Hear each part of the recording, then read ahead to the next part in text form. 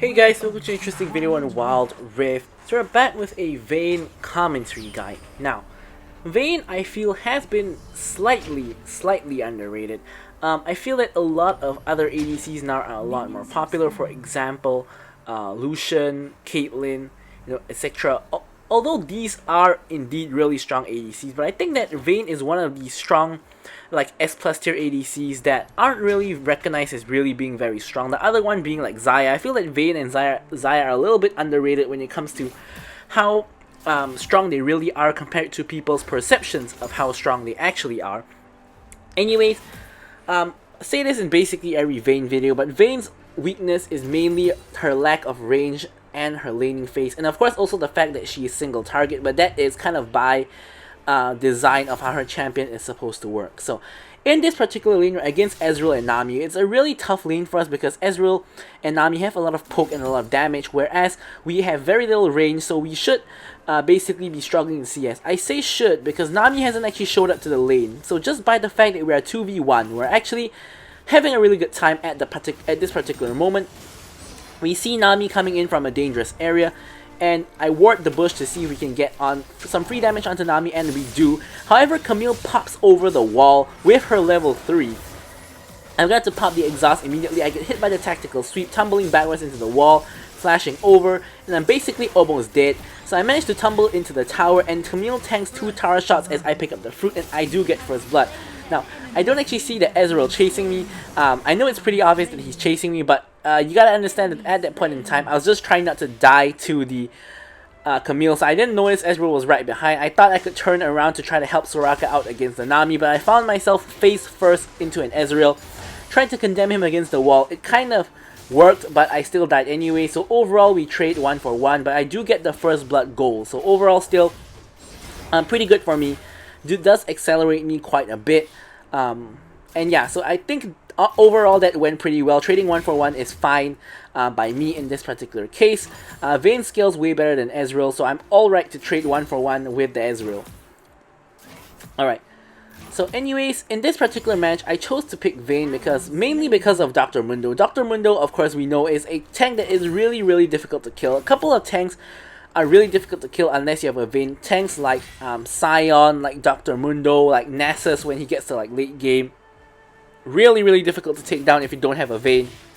So I chose to go for the Vayne, mainly because of Dr. Mundo, but Vayne is also really good against someone like Diana, because when Diana tries to ult, you can try to tumble out of the range of the ultimate, which I do believe we will do a little bit later on in this match. And when Camille comes in, you can also try to avoid her hook shot. That is also possible. Of course, you can't escape her Hextech ultimatum. And Diana and Camille are also sort of a little bit more tanky on the tankier side, as they are the tanky fighters. So Vayne does really well shredding them as well. Nami and Ezreal, not really the best matchup for Vayne in any sense. But you know, the rest of the team kind of warrants picking Vayne. So here I dodge Nami's bubble with my tumble, and I try to turn onto them with a little bit of damage. But I'm getting only 2 auto attacks onto the Nami, which doesn't really count for much. Here Ezreal overextends, I'm going to quickly condemn him into the wall. Soraka's silence comes in, the root comes in as well. Nami does manage to hit the wave for the disengage, but Master Yi can try to finish it off. Ezreal with the ult flash forward for some strange reason, even though me and Soraka are basically at full health. So I'm not quite sure what he was trying to go for there, but ends up trading 1 for 1 with Master Yi under the tower. So again, I think we'd take that trade because Master Yi scales better than Ezreal as well, so it is sort of more favorable to our side. Although this does give Ezreal 2 kills overall, he did pick up the mana mune, so he doesn't even have the sheen at the moment, so it's looking alright for us. He does take a little bit of time to scale to his 3 item power spike, and during which time we can scale as well. And at 3 items, Vayne is stronger than Ezreal, Master Yi is stronger than Ezreal as well. So Ezreal shouldn't be too big of an issue unless he snowballs absolutely out of control. Alright, so here again, we're having a pretty action-packed laning phase, all things considered. Vayne generally wants to have a laning phase with as little action as possible. Just farm up, get to like the mid game where you start to actually have power, and then try to get to the late game where you can actually carry your team. But you know, we've got a lot of kills, a lot of action so far. Some games it is like that, so no choice in the matter.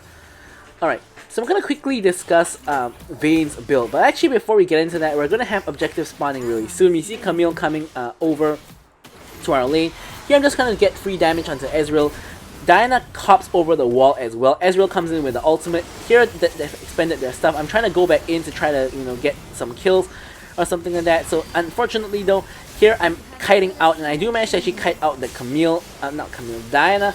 Eventually though, it does end up being a 4 for 1. So basically, I'm fine. I died, but my team got 4 kills, which is, you know, not too much better that you can ask for. So did manage to bait them all to come under tower, and Zed came in for the very free, very easy cleanup there.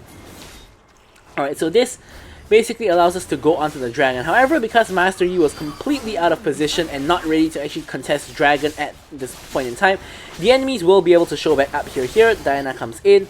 As you guys can see here, I've shown up and revived as well. So here I'm just trying to blast whoever I can. Soraka somehow manages to secure the dragon of all people. And here, just trying to blast whoever I can yet again. Unfortunately, Diana slinkers away with a little bit of HP. And Nami gets the bubble for the disengage. So nothing too much happens. The enemy does have mid lane push. So they are able to actually push down mid lane a little bit and start chipping away at the mid lane tower. Now over at the bot lane, the Mundo is getting really fed because he's basically smashing Malphite's face in. Malphite 0, 4, and 1 at the moment, building full AP no less. So he's in a little bit of hot soup at the moment because Mundo is getting really fed, and he's not going to be able to burst the Mundo. However, the good news here is that Zed is getting fed. Zed is 4 and 0, and I'm 2, 2, and 3, doing relatively alright at the moment. So here I'm going to be just smacking the tower to get tower plays. Now look at what Zed is doing here. This is a really smart play by Zed. He's waiting in the bush for someone to respond to me taking the tower, and when the Nami comes, he's going to go in, out the Nami, and get a free kill onto the Nami. Easy as you like. And that is a trick that a lot of assassins can actually do, but I rarely ever see. If you're like an Echo, a Zed, you know, any real assassin can kind of do that. Just wait in that bush and then go in when someone comes to stop the tower. Even if it was both Ezreal and Nami, I still believe he gets at least 1 kill and gets out just because of how Zed's kit works. So I think he did a really good play there. I wanted to point it out even though it has nothing to do with Vayne. But I think that's something that a lot of people can actually learn from. Alright, so yeah. So here, I've gotten basically almost every single tower plate. Actually, I think I've actually gotten every tower plate except the tower itself. So I've gotten a huge injection of gold. I'm now at 6k gold. And now I'm going to briefly go into what you built for Vayne. Now Vayne, I sort of have this new build that I like going for. I like going for the Bork into the Wit's End, which is basically the very common build for Vayne. No big surprises there. Previously, I only went Wit's End into a heavy magic damage team. But nowadays, I basically go Wit's End all the time because the attack speed and the passive healing you get from Wit's End is simply just so amazing that even if you don't get the magic resist, I think it's actually worth buying that Wit's End for 2700 even without the magic resistance. If the enemy team has magic damage, which in this case Diana has, it's gonna be just even better. And then since we already got so much attack speed from our lethal tempo, from our Bork, and from our Wit's End, I like to go for a Bloodthirster as my third item. And then for my fourth item, I enjoy going for a Phantom Dancer to just get that shield when I'm going in. And lastly, I top it off with an Infinity Edge just for that damage. Here I'm just trying to run down the Nami. I was a little bit greedy on my flash there because I thought I could save it with my movement speed, but I realized that, you know, that's not really going to work out. So I flash forward, kill the Nami, and we're going to turn back onto the Ezreal, who really underestimates our damage. Soraka picks up the kill there with her Q, and we are able to easily get the 2v2 kill on them as well as pick up the tower. So yeah, Vayne honestly is really good. We haven't even seen Vayne versus Dr. Mundo yet, by the way. So but Dr. Mundo now 4, 0, and 3, really fed with both Black Cleaver and the Divine Sunder. Really atypical Mundo build, but yeah, that is the build he chose to go for. Really fiery, damagey build instead of building tank like what Mundo usually does. But hey, you know, anything goes. So here, Diana engages on me as I am trying to back. Camille follows up, and here I'm condemning the Camille away. I try to roll away from the Diana ultimate, but doesn't quite work out. But I get the kill on Diana anyway, so I guess that works out. So here I really don't have any mana, which is sort of course, a Vayne weakness, because you do need mana to sort of tumble around and get your mobility in fights. So since I don't have mana, I want to quickly back and get my mana.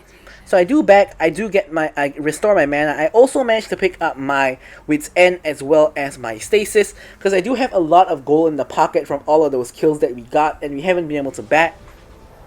So we are able to pick up both Bork and the Wits End already, and now we're at like 8.5k gold. Same as the Zed, me and Zed are really fed. Mundo, however, has almost 10k gold, so he's way more fed than us. But I am honestly not too worried about Mundo because we are Vayne, and we obviously are made to take down Mundo. So basically, whenever it comes to a situation where we have to fight Mundo, I'm not too worried because I know I can shred down Mundo, as long as, of course, I'm not getting blasted by everybody else as that is happening. So here the next dragon is about to spawn. It is the Ocean Dragon, but the whole team is contesting the Rift Herald. So I'm gonna quickly rotate over to the Rift Herald and see if I can help them out. Gonna just take a minion to get the lane pushing as I'm on the way down. So here I ult and I try to go in for Ezreal. Now here I'm blasting whoever I can. In this case it's Nami. Here I'm just blasting again, not focusing Mundo because focusing Mundo not a good idea. Managed to get the kill onto, I believe that is the Camille. Then I managed to get Ezreal as well. So here I'm on the chase. Mundo is really low and he still has a huge shutdown. I'm trying to go for Mundo, but he is running to a tower. Here I'm chasing Nami because Nami is easier to chase. Unfortunately, Diana comes in. I condemn Diana away. I'm going to turn back. Now here we can get pincered by the Mundo, so I'm really wary of that. Diana misses Q thankfully, and I see Mundo. I'm trying to blast him again. Don't quite get the proc of the true damage, and he backs up because he probably knows that I can shred him in a prolonged fight. So he's not going to be too stupid, not going to just run straight at me. So anyways, me and Soraka do manage to get out alive, and the Ocean Dragon is up. Now the minor issue here is, again, I'm kind of running out of mana. Now Vayne isn't someone I would describe as having huge mana issues like Misfortune or anything like that, but if you're out on the map for too long, then you will, of course, be lacking in mana. So here, instead of going for the Ocean Dragon, my team is trying to force down the tower instead. Here, the enemy team does see us trying to do that, and they are trying to stop us. Here I'm just shredding through the Camille and just pretty much blasting whoever is in my range. Now Mundo finally is in my range, so I'm blasting Mundo. Look at me just shredding Mundo. The Master Yi ends up taking the kill onto the Mundo and ends up getting the shutdown. He's 5, 8, and 5. All things considered, it's not too bad having a secondary win condition in Master Yi. Not that I really have a choice there because he took the kill anyways. Me and Zed are already really fed, so Master Yi now getting a chunk of the goal as well. Now the issue is that Master Yi is dead and Diana is left alive. Diana does have some burst to take down the dragon, so here we gotta be really cautious. I tried condemning her into the wall, but we don't do it nearly fast enough. She does jump in, so we're gonna instead kill her first, and then we're gonna pick up the dragon for free. So now again we can reset, and we did get a couple of kills there, so we probably can get another build towards another item. So here we almost have the Bloodthirster. Both components have been completed. And we are, again, doing really good now. 6, 2, and 8 now. Soraka has almost nearly as much gold as me. She's 4, 0, and 15, by the way. Zed 7, 1, and 8. So my team is doing really well at the moment. On the enemy team, the only person who I can really describe as doing well is Mundo, 6, 1, and 6. Ezreal's not doing too bad. He's at 2 item power spec at the moment, 5, 6, and 3 with the Mirror Mana and the Triforce, but doesn't quite have the Seralda's Grudge completed at the moment. So anyways, here this gives me enough gold to actually pick up the Bloodthirster. So I'm going to quickly back and get myself the Bloodthirster, as you guys can see here. And now we're at 3 items. So here we should be really good, really strong. When we're at 3 items, we're going to be really strong because we get the attack speed to proc the passive. We also got the lifesteal from the Bloodthirster. So, and we also even have a Soraka to heal us. So it's even better. So we pretty much shouldn't be dying with all our defensive tools and with the Soraka, etc. So here we see multiple enemies in the mid lane. So here I'm just gonna join up with my team in case a fight breaks out in the mid lane. We already got the push on the top lane. This is gonna set up the wave to slow push because we have 6 minions whereas the enemy team has 4. So slowly the minions will push, accumulate, stack up, and push into the enemy's tier 2 top tower.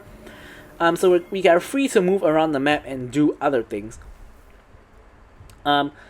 Mundo is getting chased down by Master Yi and everybody else basically, so a fight ends up breaking out. I wasn't expecting this to happen, which is why I went down to get the red buff, because I thought that they would get a pick onto Mundo and retreat, or Mundo would simply escape. But turns out the entire fight breaks out between everybody, and here I'm just trying to come in and trying to just join the fight. So here I'm going in from the other side. I spot Camille. I'm trying to blast her right here. So here I get a lot of attacks. I flash over, but I end up flashing into the entire enemy team. Thankfully, I do have exhaust for the Diana, and she doesn't end up doing a lot of damage. The enemy team has used most of their ultimates already, so I'm just diving in. almost getting the kill on Ezreal. Ezreal is 1 HP. I almost get the Nami as well. And unfortunately, we don't end up killing anybody else, which is really, really sad, because I did think that we would get multiple kills there. However, Zed's getting chased down by Camille. We're just going to push out the mid wave. And Master Yi is going for the bot lane tower. Nice split pushing by him. Mundo is going to put a stop to it though. So here, Zed goes in. The moment I see Zed go in, I'm going for it together with Zed and Malphite to, of course, get both of them. So here we get the pick onto both the Camille and the Ezreal. That is Ezreal, the main source of damage, Camille, their smite. So this is the green light to go for the Baron. Now as I say that, our jungler dies as well. So there goes Master Yi, not quite the green light to go for Baron anymore. So here, I've been having mana issues the whole game. Getting the red buff is, getting the blue buff, sorry, is pretty much going to resolve all of those problems. So Mundo unfortunately didn't manage to complete his recall, so here I'm no one to really attack. So here I'm just going to recall and let Mundo pick up, not Mundo, let Malphite pick up the wave. I'm of course building toward the Phantom Dancer now. And yeah, we don't quite manage to pick up Baron there because Master Yi did get picked.